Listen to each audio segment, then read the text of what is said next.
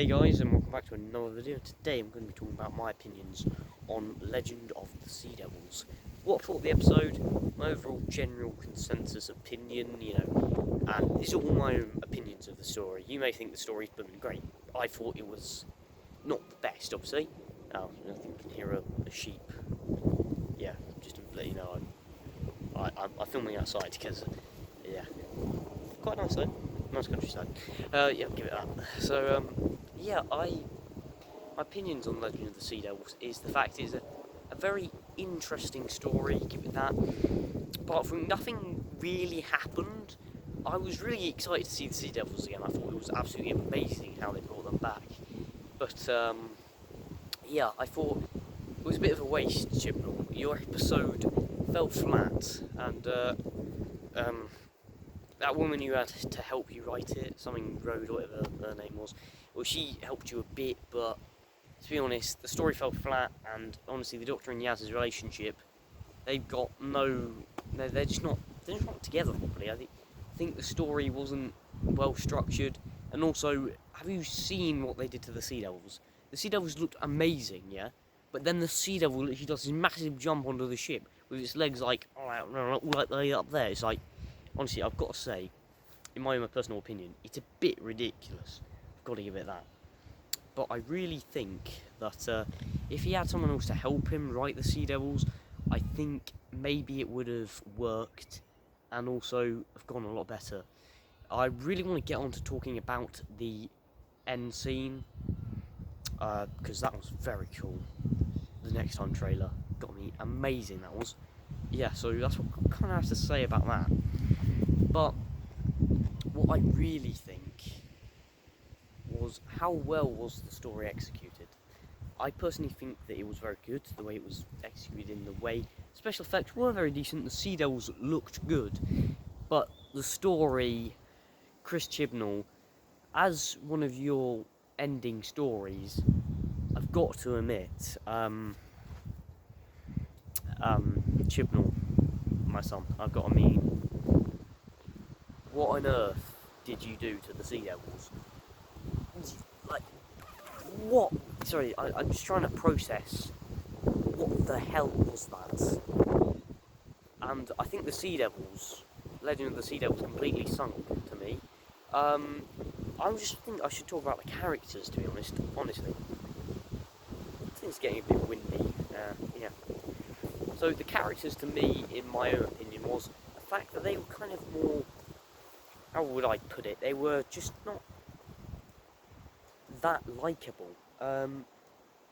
Shang-Chi, the pirate woman, the pirate queen or whatever, I found that she was a bit quite normal. She didn't really have a story to tell. She had a weird ship and, like, I don't really know what was going on, to be honest. But I think the acting was quite good. It was decent, obviously. The camera angles were a bit dodgy, how it kept on cutting and intercutting and doing all that weird stuff. But something I need to get onto, which is a really bad inconsistency, was the fact that literally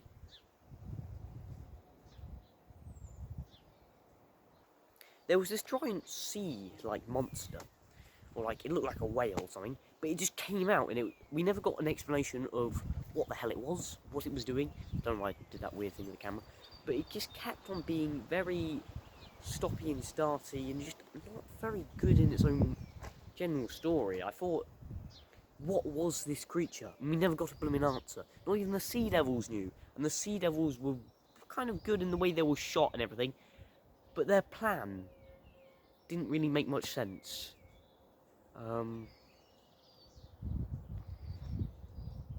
Yeah, I just found that was a bit odd, really.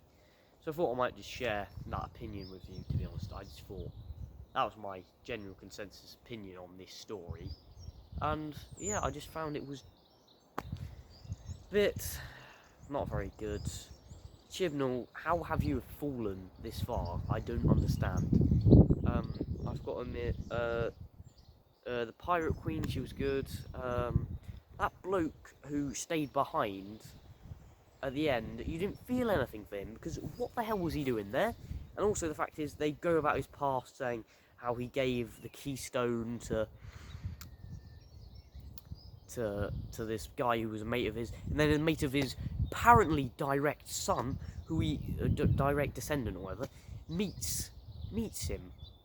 Specifically, he's just there. He goes with Dan, and what the hell is Dan doing in the story? I've got no idea. To be honest, I've got to admit, Chibnall. Many words cannot describe what you've done to one of my favourite shows. You have completely destroyed it, no offence. You kind of have, in your era, and I kind of feel that if you had better writing, better equipment, and everything, you would have been able to do so much of a better job. And now, looking at you now, Chibnall, I can see what's happened to you. Some people call it writer's block, writer's stress. I see it's happened to you, Chibnall, and what I say is, I say to you, this is one of your last marks on Doctor Who, so make the centenary specials, the 13th Doctor's regeneration story, your best story ever, because I have high hopes for you. I did have hopes for you. Series 13, aka Flux, was probably one of the best stories I've ever seen from you. The whole of the Flux. I honestly thought that was the best thing you'd written in the show, apart from the 2 Series 7 episodes that you did. That's kind of, I feel sorry for you, mate. How have you fallen this far? That's my opinion on that. Particularly, but on the episode as a whole, I did like the pirate kind of vibe to the episode. Not something we get very much. I did like Curse of the Black Spot, kind of reminded me a bit like that, because it's a bit piratey-ish. But yeah, I've got to say, the story didn't really work as well. I can't think of any more words on how to describe the story, other than it just didn't work, really. So, Chibnall, mate, I've got to say, what did you do? And also, all the stuff with Yaz and the Doctor. If you just took that away from the story, I think you could have explored the Seadevils a bit more. Just gonna say, because they didn't really introduce the Seadevils. It was like, bang, there's a statue, and then that was it. Yeah, that was just like that. I just didn't understand what possessed that to happen. I didn't understand what was going on and all of that kind of stuff. I just felt abysmal. But I mean, I think I've lost my faith in Chris Chibnall as a writer. I think what Legend of the Seadevils has kind of done for me has realised on why Russell T Davies coming back is such an important thing. Because maybe we'll get better writing, maybe this will happen, maybe we'll stop all of this weird kind of bang, bang, bang, boom kind of stuff that Chibnall's era has kind of been. And I really miss, like, Stephen Moffat and Russell T Davies' way of writing. I think they were so good, and this is all gone. And that's why I really hope when Russell comes back, this will all change. But now let's just quickly move on to something that happened amazingly afterwards in the Next Time trailer, which I think was the only proper reason why I liked the story. Not just because the Seadevils came back, which was very good, obviously, but I just found that the way in which there's a fly there, in the way in which the Next Time trailer was shot and everything, I found it was really, really amazing. Because if you guys hadn't noticed, the Seadevils, they just kind of ended the story. They just split like halfway through. But I mean, in the Next Time trailer, this bit which I'm going to mention now, which is going to be absolutely amazing. Sorry, can we just rewind to that bit? Sorry, just the Next Time trailer. Ace was in it. Sorry, not just any companion. Ace from the 7th Doctor's era. Now, even my dad and my mum were shocked that Ace was going to be back, and I found that quite thing, because when they were watching Doctor Who, my dad as a child, where he would occasionally watch it, Ace would be in it. So it's kind of very cool how, you know, people recognise companions and things, but I haven't seen her in anything for years. I mean, I wouldn't really know, but my parents haven't seen her in anything for years, which I think is quite interesting. But it's interesting that she's back to acting, obviously that's good. And the fact that Ace as a companion was very interesting, and she was also meant to pop up in the Sarah Jane Adventures in a cancelled episode, which would have been great. It would have been like series 6 or something, which I think would have been very good in the way that would have all been. That's what I kind of think on that. But also Tegan Jovanka. Now, that's the one that I was least expecting, because Ace was leaked, obviously, and it's been leaked tons of times. Particularly, I thought it would be in the 60th, but I mean, it was actually in the other thing. But the fact is that Tegan Jovanka was returning. I didn't think anyone saw this coming, and now there's rumours of the 5th and the 7th Doctor coming back, which I doubt. But it could happen, you know, never say never. So yeah, I thought the fact that Tegan was back was absolutely amazing, a big shock. And I want to see what Tegan's been up to in the last 4 decades, as she said in the trailer. Yeah, but I think that's really good to see Tegan again. I thought she was a very good companion when I've watched her in a few of the classic Doctor Who episodes, and I think it would be interesting to explore her further, what life has been like. I wonder what she's done. Probably got married or something like that, I don't know. Or maybe just fed up lonely of waiting for the Doctor.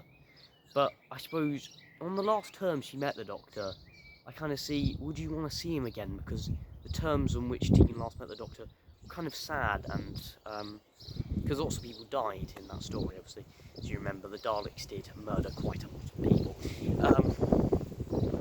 So yeah, that's what I kind of think. I think probably one of the most exciting things to see about this next special, the Centenary, obviously, is the fact that we're going to see Ace, and we don't know what happened to Ace, obviously. So basically, the classic series happened, and then basically the 7th Doctor and Ace just walk off into the sunset, which is a very nice ending, and I give it that. But I mean, do we ever know what happened to Ace? No, there is expanded media. There are rumours that she became a Time Lord or something like that, or some stupid thing like that, which I don't really want to see that happen. It sounds like that never happened, obviously. But yeah, I think that would be a really great thing if we just got that kind of stuff out of the way. I assume she left at some point in the 90s, which would probably make more sense, because she says, oh, I haven't seen the Doctor for 3 decades, and like, that makes more sense, whereas Tegan says 4, because that's the 80s when she left, and we assume that Ace went on until the 90s, and then the 1960 movie happened, so yeah, that's what I kind of think.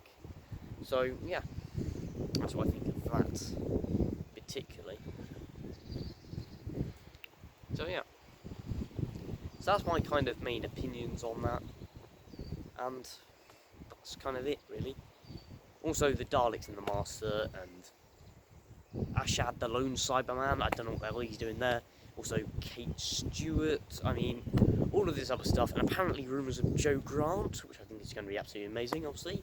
I loved her in the Sarah Jane Adventures, I thought she was brilliant in that. But people are saying, oh, Luke, Ronnie and Clyde, and I doubt they're going to be in it. That's just my opinion, because they haven't mentioned out the whole of the chibnall era. So. But then nor is Ace and Ace and Tegan. So I mean, interesting. But yeah, it's great to see them back. Obviously, my overall stories of the Seadevils, Legend of the Seadevils, because I've kind of gone on a bit of a tangent.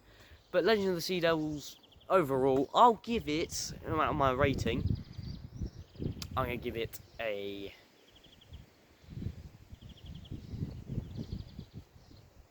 6 out of 10, maybe. Yeah, 6 out of 10. That's fair. The CGI was great, apart from the weird jump from the Seadevil. The production team, I think, looked really good, obviously. And, of course, it would have been great if this was in Flux. That would have made it a lot better, because that was a lot better series. And Chibnall, bloomin' heck, what special this was. It was only, like, I don't know, 45 minutes long. Like, it was a normal episode. It wasn't like Eve of the Daleks, which was very good, and I found that was quite interesting, and the story was quite good. But then Flux in Series 13, when they were together, I've got a meme. You love resurrecting old monsters. I mean, I saw the way you did with the Daleks, but then they weren't really resurrected. What you did to the Cybermen, I've got to thank you, Chibnall. That's the only thing I can say. But that's the end of my video, guys. I hope you all enjoyed it. Please remember to like and subscribe if you enjoyed the video. And yeah, I'll just see you in a video soon enough. Sorry it's been a while, but yeah, I just thought I might make this video because Legend of the Seadevils, and just my own opinion on that, really. What happened? Like, I think the Seadevils have drowned, honestly. Like, God. Goodness gracious me. Oh my. I don't know. I don't know where Doctor Who's gone from here. But goodbye, and see you in a video soon enough.